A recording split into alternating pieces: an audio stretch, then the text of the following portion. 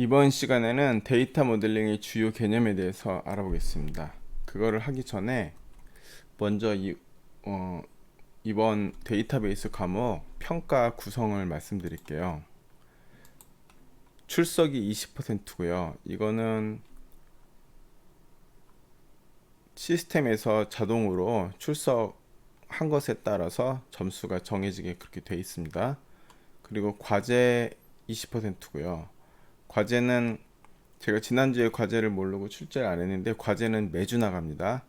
매주 나가는데 모든 과제를 다 제출하는 과제는 아니고 대부분들은 여러분들이 이제 집에서 실습하는 과제고 제가 하라고 하는 과제가 있습니다.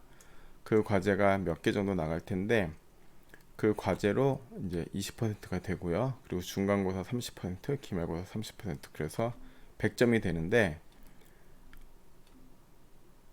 출석을 다 해도 과제랑 중간고사랑 기말고사 이렇게 과제랑 시험이 잘못되면 점수가 20점밖에 안 되잖아요.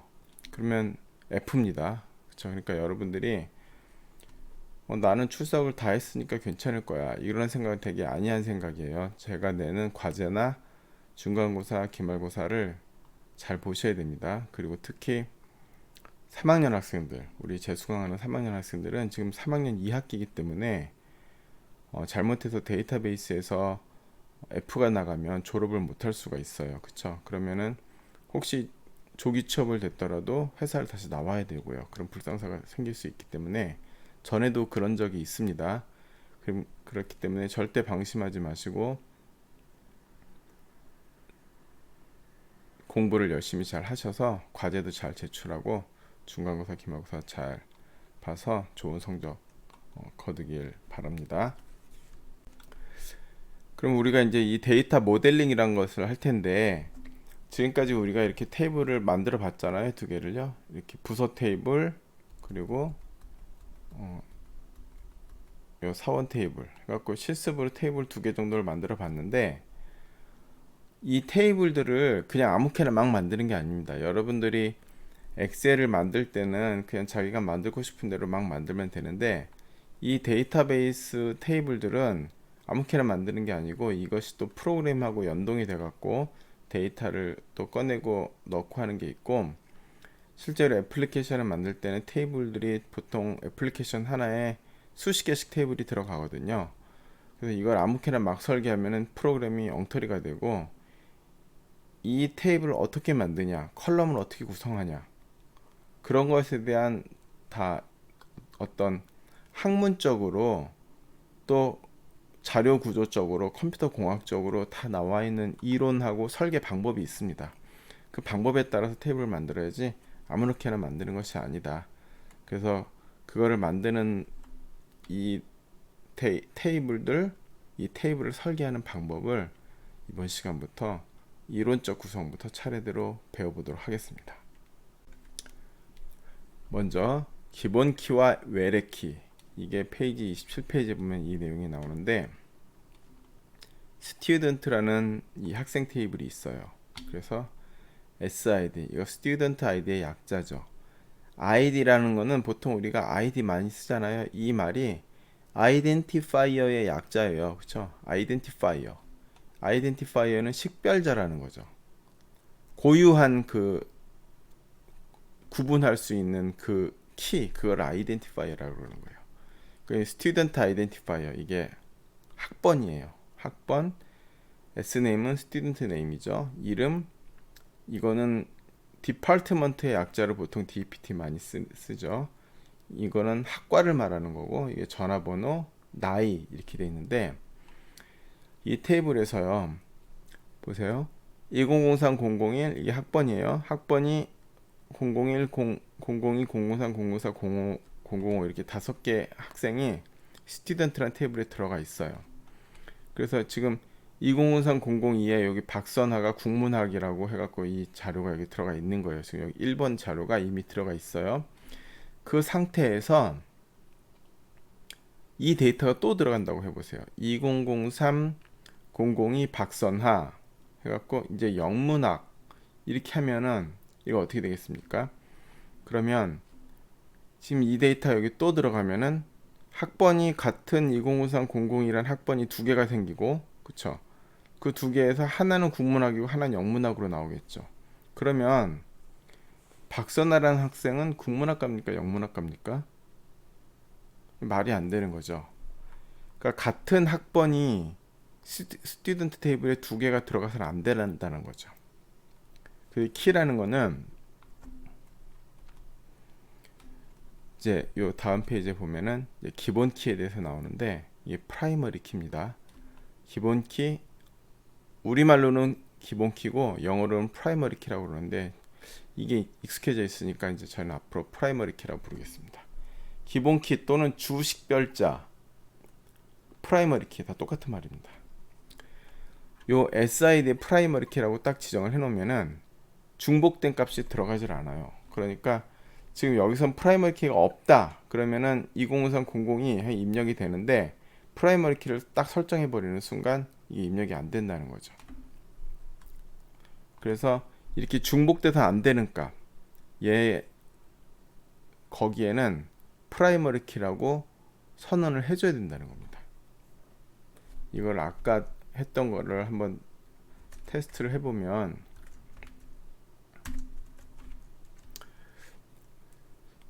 보세요. 지금 PRI라고 되어 있는 게 프라이머리 키예요. 제가 show create table 해보면은, show create table DPT 해보면은 우리가 DPT ID, DPT name, budget 이렇게 만들었었잖아요. 또는 그냥 이걸로 해보겠습니다. 이렇게 되어 있는데, 여기서 만약에 지금 프라이머리 키 DPT ID로 되어 있으니까 우리가 insert DPT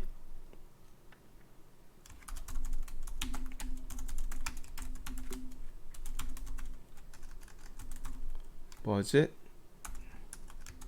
이렇게 되어 있는데, values하고 만약에 400번 이렇게 또 넣어요. 400번하고 이제 생산부가 아니고 뭐 인사부하고 예산을 뭐 20만으로 해보죠. 이렇게 넣었다. 그러면은 버짓이 아니고 하나죠. 그러면 duplicate entry 400 for primary key 이렇게 에러가 난다는 거죠. 그러니까 지금 DPT ID가 프라이머리 키로 설정되어 있기 때문에 같은 400번의 데이터를 갖는 DPT ID가 400번의 데이터를 또 인서트를 할 수가 없는 거예요. 그런데 우리가 여기서 프라이머리 키를 예를 들어서 삭제할 수가 있거든요. alter table DPT drop 프라이머리 키 이렇게 보면은, 그럼 이제 프라이머리 키가 없어졌잖아요. 아까는 여기 DSSC를 볼게요. 여기 아까 프라이머리 키라고 지정되어 있었는데 지금 프라이머리 키가 없어졌잖아요. 이렇게 프라이머리 키가 없는 상태에서 400번을 다시 넣으면은 400 인사부를 넣으면 이렇게 들어간다는 거죠. 그러면 이렇게 집어넣었을 경우에 어떤 문제가 생기냐, 이런 데이터가 생성되는 거예요. 그러면은 데이터가 벌써 이 테이블에 DPT라는 테이블의 무결성이 깨진 거예요. 400번은 생산부입니까 인사부입니까? 벌써 이상해졌잖아요. 학생 테이블에 같은 사번이 두 개 들어간다든지, 이렇게 부서 테이블에 같은 부서 번호가 두 개 들어간다든지, 그러면 안 되겠죠. 그래서 이렇게 중복되는 걸 방지하기 위해서 이 주식별자에는 프라이머리 키라는 걸 넣는다는 거죠. 그래서 지금 이 상태에서는 DPT ID에 지금 두 개가 중복되어 있기 때문에 프라이머리 키 자체가 만들어지는 건 안 됩니다. alter table DPT add 프라이머리 키하고 DPT 이렇게 쓰는 거거든요. 그런데 duplicate entry 400 for key primary 400 이게 있기 때문에 넣어지질 않는다. 그럼 지워야겠죠. delete from DPT where 쓸 때도요 이렇게 쓸 수가 없어요. 왜냐면 이렇게 쓰면 이거 두 개가 다 날라가요. 맞잖아요. 얘도 400이고 얘도 400이니까. 그러니까 이렇게 웨어절에다 이렇게 조건을 쓸 때도 주로 대부분 프라이머리 키에다 이렇게 조건을 붙이는데 이런 것들이 다 문제가 발생한다는 거죠. 그래서 이렇게 중복되는 데이터는 넣지 말아야 됩니다. 만약에 이렇게 중복되는 데이터를 넣으면 이런 거 버짓을 뭐 수정하거나 그럴 때도 웨어절에 프라이머리 키로 해야 되는데 이런 것들이 다 프라이머리 키 두 개가 중복돼서 문제가 발생하니까 이렇게 하시면 안 되고, 여기서는 이렇게 해보겠습니다. 일단 dpt 네임은 인사분을 날린 다음에 프라이머리 키를 다시 만들겠습니다. 이렇게 하면 되죠. 그러면 이렇게 정상적으로 데이터도 들어갔고, 또 dsc 해보면은 여기서도 똑같이 이렇게 프라이머리가 들어가 있죠. 그래서 항상 모든 테이블에는 반드시 프라이머리 키가 있어야 한다. 그러니까 만약에 학생 테이블이다, 그러면 학생 테이블에 학번이 없는 테이블은 있을 수가 없다라는 거죠. 왜냐면 이름만으로 특정할 수가 없잖아요. 왜냐면 이름만으로는 동명이인도 있고 하니까. 물론 학번 말고 학생 테이블에 학번을 대체할 수 있는 키가 있을 수 있습니다. 예를 들면 학생의 이메일, 학생의 전화번호, 이런 것들은 아무리 여러분들 친한 친구라도 이메일을 공유하거나 전화를 같이 쓰진 않잖아요. 그러니까 전화번호나 이메일도 프라이머리 키가 될 수 있습니다. 그런데 여러분들 전화는 바꿀 수가 있죠. 폰 번호가 바뀔 수도 있고, 또 이메일 주소도 여러분들이 이메일도 바꿀 수가 있기 때문에 그거는 어떻게 보면 그 프라이머리 키의 고유 번호로서 적합하지 않습니다. 이 데이터를 식별할 수 있는 유일한 정보라 하더라도 이 데이터를, 이 행이죠, 이 행을 대표할 수 있는 그 값에 가장 적합한 거를 프라이머리 키로 지정하는 겁니다. 학생 테이블에 가장 적합한 프라이머리 키는 학번이죠. 전화번호나 이메일보다 학번이 좋습니다. 그는 전화번호나 이메일도 논리적으로는 프라이머리 키로 설정할 수 있지만 그것보다는 학번이 더 좋다. 전화번호나 이메일은 바뀔 수도 있기 때문에. 그렇죠. 그리고 여러분들 학교에서 여러분들 학사 관리를 할 때 여러분들 전화번호나 이메일로 학사 관리를 하진 않잖아요. 여러분들 학번으로 학사 관리를 하는 겁니다. 그래서 그렇게 그 테이블의 가장 중요한 정보, 단 한 개의 값으로 그 값으로 그 행을 유일하게 특정할 수 있는 그거를 프라이머리 키로 쓰는 겁니다. 테이블에서는 프라이머리 키가 가장 중요합니다. 그 다음 외래키에 대해서 말씀드리겠습니다. 외래키 하기 전에 일단 복합키, 하나의 컬럼이 키의 역할을 하지 못하고 두 개 이상의 컬럼이 합쳐져야 키의 역할을 하는 경우, 이런 경우도 있습니다. 이거는 예를 들면 스튜던트 클럽, 이거는 뭐냐면은 학생의 동아리 가입 정보, 학생의 동아리 가입 정보 테이블입니다. 그러면 2003-001이 영어 회화반, 이 학교는 지금 동아리에 한 학생이 두 개를 가입할 수 있어요. 여러 개를 가입할 수 있게 되어 있습니다. 그러면 지금 1번 학생은 영어 회화반에도 들어갔고 낚시회에도 들어가 있죠. 그러면은 이 학생의 동아리 가입 현황은 학생과 동아리, 학번과 동아리를 합쳐서 프라이머리 키로 지정하는 겁니다. 그러면 보세요. 한 학생이 영어 회화반에 있다, 학생이 낚시회에 있다. 이렇게 두 개가 합쳐져야 프라이머리 키가 되는 거. 이런 거를 복합키라고 합니다. 이건 앞으로 여러분들이 쓰면서 계속 자주 나올 거예요. 이것도 마찬가지로 학생의 동아리 가입 현황에 2053-001 영어 회화반이 있는데 2003-001 영어 회화반이라는 게 또 들어가면 안 되겠죠. 그러니까 이쪽에 영어 회화반은 여러 개 있을 수 있고 이쪽에도 같은 학생이 여러 개 있을 수 있지만 합친 걸로 중복이 되면 안 되는 거예요. 그렇죠? 그래서 이런 식으로 두 개가 합친 걸로 유일한 정보를 특정할 수 있다. 이런 거는 복합키로 지정합니다. 얘 같은 경우에는 한 클럽에 여러 학생이 가입할 수도 있고 또 한 학생이 여러 클럽에 가입할 수도 있기 때문에 이렇게 학생과 클럽이 매핑된 테이블이에요. 이게 어떤 학생이 어떤 클럽에 가입되어 있냐. 이런 보통 매핑 테이블은 요 매핑한 두 값을 같이 합쳐서 컴포짓 키로 만듭니다. 컴포짓 프라이머리 키예요. 그걸 복합 키라고 부릅니다. 외래키, 우리말로 외래키라고 그러는데 영어로는 foreign 키입니다. 그래서 저는 앞으로 이제 foreign 키라고 부르겠습니다. 어떤 컬럼이 다른 테이블의 기본 키일 경우에 이걸 외래키라고 그러는데, 아까 이게 대표적인 게 페이지 33페이지에 앰프랑 DPT를 보겠습니다. 이게 사원 정보랑 부서 정보인데, 여기 보면 여기 부서 번호가 있잖아요. 그럼 여기는 부서 번호가 100번, 200번, 300번, 200번 이렇게 있는데, 이 부서가 부서 이름은 뭐고 예산은 얼마나 되는지, 이것들은 이 부서 테이블을 봐야 할 수 있겠죠. 실제로 요 앰프 테이블에는 부서명이 들어가질 않습니다. 요 부서명이나 부서 이름 같은 거는 앰프 테이블에 들어가지 않아요. 이 부서의 프라이머리 키만 여기 들어갑니다.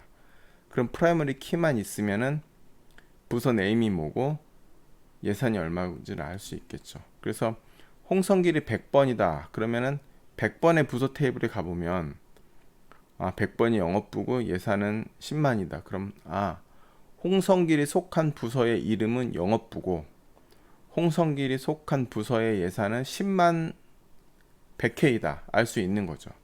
이 부서 아이디를 보고요. 여기서 중요한 건 뭐냐면 이 DPT 아이디를 foreign key라고 부르는데, 여기 지금 부서가 100, 200, 300, 400이 있잖아요. 그럼 여기 DPT 아이디에는 500번, 600번 그런 부서 번호는 들어갈 수가 없는 거예요. 얘는 여기 있는 부서 테이블의 부서 번호 중에 하나만, 부서 테이블의 부서 번호만 여기 들어갈 수 있어요. 이런 걸 foreign key라고 합니다.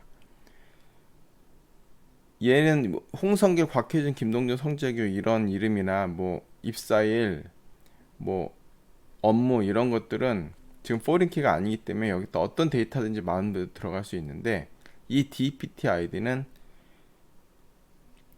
DPT 테이블의 DPT 아이디에 한 foreign key이기 때문에 얘는 아무 데이터나 다 들어갈 수 있는 게 아니고 DPT 테이블의 프라이머리 키 중에 하나만 여기 들어갈 수 있다는 거죠. 이런 걸 foreign key라고 합니다. 어떤 컬럼이 다른 테이블의 기본 키일 경우. 페이지 58에 정보 시스템 구축화 DB 설계가 되어 있고, 이제 여기 그림이 나와 있습니다. 이게 데이터베이스를 기반으로 한 정보 시스템 구축 절차 이렇게 되어 있는데, 정보 시스템이란 게 뭐냐면 세상에 있는 모든 시스템 다 정보 시스템입니다. 그러니까 여러분들이 많이 쓰고 있는 이클래스 그런 것도 다 정보 시스템이고, 교보문고, 그리고 서점, 유튜브, 인스타그램, 페이스북, 아마존, 네이버, 카카오 그런 거 전부 다 정보 시스템이에요. 데이터베이스를 기반으로 한 시스템. 데이터베이스가 없는 그런 시스템은 세상에 없다고 보면 돼요. 그쵸? 전 세계 거의 99.99도 아니고 100%가 다 데이터베이스가 있죠. 데이터베이스 없이 없는 시스템은 사실 존재하지 않는다고 보는 게 맞겠죠. 유튜브면은 여러 가지 동영상 정보들이 들어가 있을 거고, 회원 정보 있을 거고, 회원의 채널에 어떤 회원이 어떤 채널을 구독하는지 그런 정보 다 들어가 있고요. 그쵸? 마찬가지로 인스타그램도 회원 정보 있고, 어떤 회원이 어떤 사진을 올렸는지 그런 것들이 다 데이터베이스에 들어 있잖아요. 그러니까 전부 다 정보 시스템이라고 보시면 됩니다. 여기는 정보 시스템이라는 거는, 그러니까 전 세계 모든 시스템은 다 정보 시스템이다. 그런 정보 시스템을 만들 때 과연 그 정보 시스템 내에서 우리 데이터베이스 그 정보 시스템을 구축하는 절차는 어떻게 되며, 거기서 DB 설계는 어떤 역할을 하는지 한번 보겠습니다. 이 정보 시스템 구축 절차를 보면은 크게는 이런 형식으로 돼 있어요. 요구사항 분석, 설계, 구현, 통합 테스트, 유지 보수. 요구사항 분석이라는 거는 이 시스템을 사람들이 어떤 형식으로 쓰는지 그 플로우를 분석하는 거예요. 그러니까 뭐 사람들이 회원가입을 한다, 뭐 접속을 해서 회원가입을 한다, 뭐, 뭐 사진을 올린다, 이런 식으로 사람들이 하는 모든 그 시스템 내에서의 하는 일들, 그거를 분석하는 게 업무 분석이에요. 업무 분석. 업무 분석, 요구사항 분석, 기능 분석, 다 비슷한 말이라고 봅니다.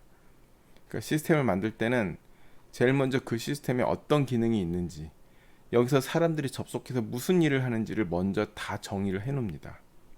이 업무 분석이나 요구사항 분석, 이런 것들은 다 텍스트로 그냥 글씨를 다 써갖고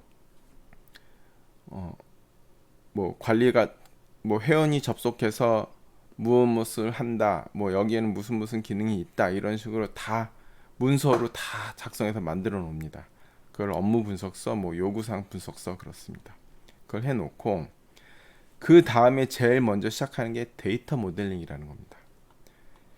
먼저 이 업무 분석한 걸 보고 이 업무 분석에서 어떤 정보를 저장해야 될지를 다 찾아내는 거예요. 그래서 그 정보를 테이블로 다 정의를 하는 거, 그게 데이터 모델링입니다. 데이터 모델링은 다른 말로 하면 논리적 DB 설계.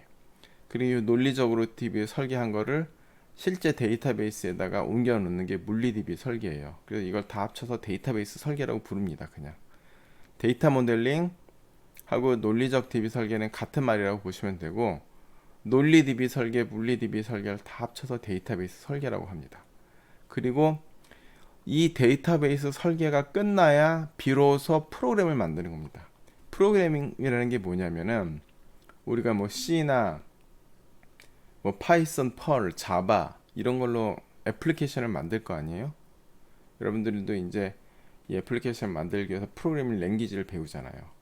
그럼 그 프로그래밍 한다는 것 자체가 뭐냐면 이 데이터베이스를 먼저 설계를 한 다음에 이 데이터베이스 테이블들에 데이터를 넣고 빼고 입력하고 추가하고 수정하고 삭제하는 그 과정이 프로그램이에요. 여러분들 블로그를 만든다. 그럼 블로그에 관련된 테이블을 먼저 다 구성을 한 다음에 애플리케이션에서 앱에서 정보를 넣고 저장 버튼을 누르면은 인서트해서 집어넣는 거고요. 우리 아까 인서트문 했잖아요.